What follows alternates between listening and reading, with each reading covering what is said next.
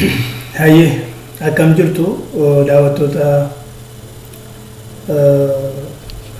daawwattoota jechuun danda'u hordoftoota feesbuukii koo jechuun nan danda'a. Sababiin isaa miinsii kamiin akkan isinii dabarsuun beeku tarii yeroo dhiyootti haalli deeggarsa keessanii yookaan fudhannaa keessanii natti tole yuutuubiidhaan jalqabuu hin dandeenya barumsaa.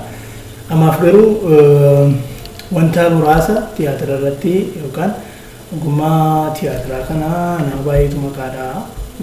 Namooti baay'een tiyaatiran jaallannaadhu gara tiyaatiraa dhufuu maal jedhu ebin hin hojjetullee garuu hagam beekna tiyaatiraa hagam beekna kan jedhu irratti ibsa gabaabduu isinii kennuuf jedheni. Aktuwaalii barumsi kun kan inni qophaa'e ijoollee garee aartii boriif magaalaa Naqamteetti hojjetaniifidha. Garuu barumsi kun namoota hundumaa hin barbaachisa yaada jedhu gaaffii namoota adda addaarraa ka'ee viidiyoo kana isin hojjechuuf dirqameera. Hayyee ani Gammachuun jedhama.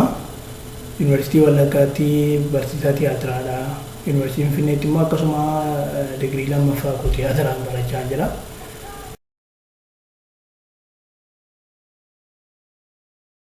Jalqabuma isaa tiyaatirri maali kan jedhu wal ilaalla. Tiyaatirri gosa aartii lubbu qabeessa yookaan jiraataa ta'edha. Wiilsonii fi Goldfarb namoonni jedhaman kitaaba isaan waliin barreessan kitaaba Introduction to Theatre jedhu fuula tokko hanga 14tti ibsa bal'aatti kennaniiru. Tiyaatirri aartii jiraataadha. Akka jechuun laayifii namaa wajjin yookaan jireenya namaa wajjin waliin hidhataadha. Fakkeenya gabaabaan isinii kenna. Namni tokko fiilmii gaafa hojjetu yookaan diraamaa gaafa hojjetu dadhabbii taatoon tokko argisiise editingiidhaan komplimentarii aayidiyaa garaagaraa finnee yookaan sagalee itti daballee yookaan effektii adda addaatti daballee laayitii adda addaatti daballee bareechuu yookaan miidhagsuu dandeenya. Tiyaatira irra garuu kun hin jiru. Tiyaatira irratti taatoon kamiyyuu gahee isatti kenname qulqullinaan taphachuu danda'u qaba.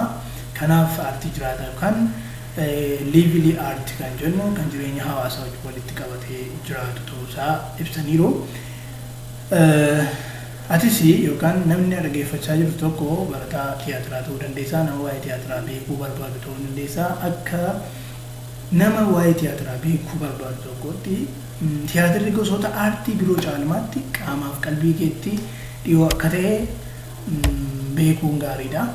Garaagarummaa gabaabduu nan kaa'a waa'ee diraamaaf waa'ee tiyaatiraa irratti tarii bakkaa fi yeroon isaanii baay'inni taatotaa fi bal'inni ergaa isaanii garaagara taasisuu mala. Isa caalmaatti garuu diraamaan barruu taphatamuuf qophaa'e kan gochootaan qindaa'u yeroo ta'u, tiyaatirri immoo waan taphatamu bakka itti taphatamu yookaan guutummaa raawwatu sanaa kan qabatudha. Akkasuma wanni akka dabalataatti qabachuu qabnu waa'ee kanaa keessatti akka beektoonni tiyaatiraa jedhanitti diraamaan wanta waraqaarra jiru sana tiyaatirri immoo wanta waltajjiirra jirudha jedhu. Akka jechuun pileeyiraayits jennu yookaan barreessaan tokko barreessee akka taphatamuuf kaa'u sanaan diraamaa jechuu dandeenya. Wanta waltajjii irratti performii ta'u yookaan performaansii isa san dhannee ilaallu sana yookaan isa namni tokko isteejii irratti bahee hojjetu sanaan immoo tiyaatira jechuu dandeenya jedhu. Tiyaatirri jecha Giriik irraa dhufe jechuun wantooti baay'een jechoota Giriik irraa maddanii hundumti keenya beekna. Jecha tiyaatiroon jedhurraa dhufe. Tiyaatiroon jechuun tuusii yookaan ilaaluu yookaan daawwachuu jechuudha.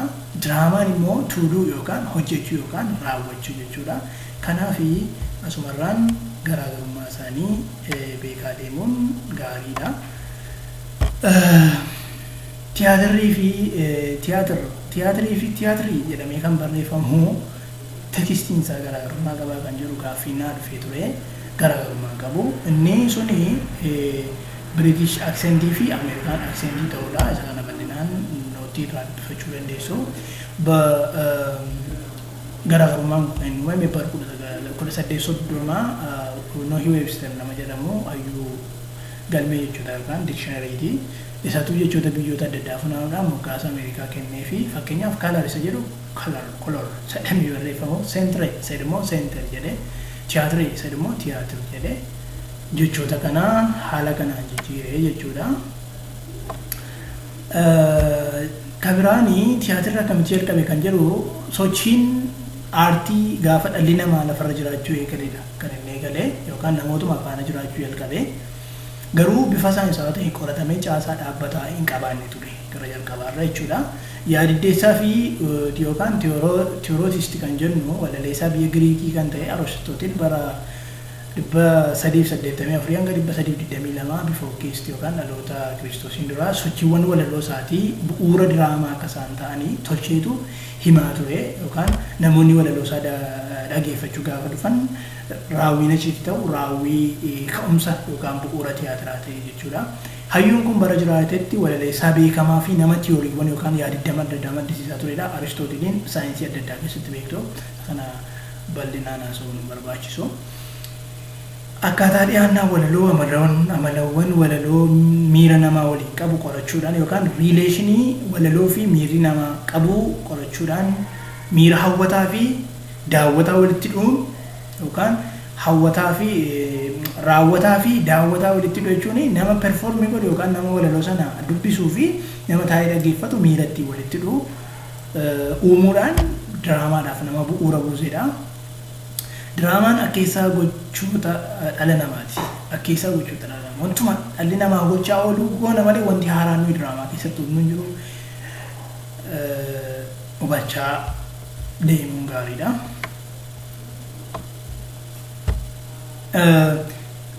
Waan sadan aartii kan jedhamu yookaan waan sadii aartii keessatti wanti namni beekuu qabu jedhee kanan kaa'ee jira. Innis literary art, visual art and performing art. Aartii jechuun wantuma balkii baay'ee bal'aa ta'edha. Garuu beektooti maal jedhu aartiin wantoota piilaarii sadii jalatti qoratamuu danda'a jedhu. Innis literary art yookaan aartii barruu, aartiiwwan barreeffamaa jiran warra akka asoosamaa, warra akka walaloo, warra akka kitaabota adda addaa jechuudha. Warri kun hanga dhugaa tokko qabanitti, hanga creative idea yookaan yaada kalaqaa tokko qabanitti, hanga miidhagina qabanitti, hanga hawwatummaa qabanitti aartii barruu keessatti ramadamu.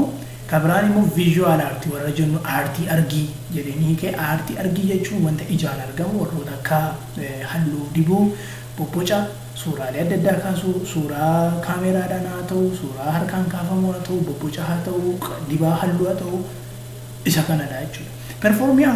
Performing art yookaan aartii raawwii kan jennu immoo isa stage irratti hojjetamu warra akka diraamaa, warra akka tiyaatiraa, warra akka stand up comedy, warra akka monoloogii, warra akka akkasiidha jechuudha. Tokko tokko ilaaluun hanganatti nu barbaachisu sababiin isaa kan nu ilaallu xiyyeeffannoon keenya waa'ee tiyaatiraa waan ta'eef aartii raawwii yookaan performing aartii garuu bal'inaan ilaalla. Raawwiiwwan waltajjii garaagaraa irratti dhiyaatan hunda hammata. Diraamaa, tiyaatira, fiilmii, shubbisa, qof-dubbii, koomeedii, dhaabbii kanneen biroo hunda of keessatti hammata. Gocha aartistiin tokko barruu dubbisee erga fixee booda laayifii isaatti madagsee waltajjii irratti bahuudhaan immoo waan dubbise sana namicha barruu irratti barreeffame sana akkeessuudhaan gocha sana raawwatu yookaan taasisuudha. Tiyaatirri uumama isaarraa kaanee yoo ilaalle qofaasaa gosoota aartii lamaaniyyuu of keessaa qabaachuu danda'a warra sana lamaanuu jechuudha. Sababiin isaa barruun dubbifamee dhiyaatu aartii barruu yookaan liitirarii aartii yoo ta'u akkaataan qophii waltajjii halluu uffannaan halluun isteejii irratti dibamu uffannaan nama sanaa akka inni itti dizaayin ta'u siineriin akka inni itti miidhagfamu maal sun immoo viijuwaal aartiitti nu geessaa jechuudha. Kanaaf tiyaatirri baay'ee bal'aa kan ta'ee fi aartiiwwan gosa sadaniyyuu of keessatti kan qabatudha. Aartii raawwii keessas waan sadii wanta nuyi dagachuun qabne jira. Isaanis uumtota yookaan kalaqtoota warra waa uuman warra waa uumanii fidan warra seenaa diraamaa, seenaa tiyaatiraa, seenaa fiilmii kireet godhan yookaan kireeters warra jennudha. Raawwattoota yookaan taatota yookaan performance warra seenicha fuudhanii laayifii isaaniitti jireenya isaaniitti madagsanii fuudhanii daawwataa biraan ga'anidha. Inni sadaffaan immoo daawwattoota yookaan jamaa yookaan odeessa jennudha. Waan warra raawwii dhiyaatu sana karaa daawwataan yookaan dhaggeeffataan ittiin argachuu danda'utti jijjiiranii jechuudha.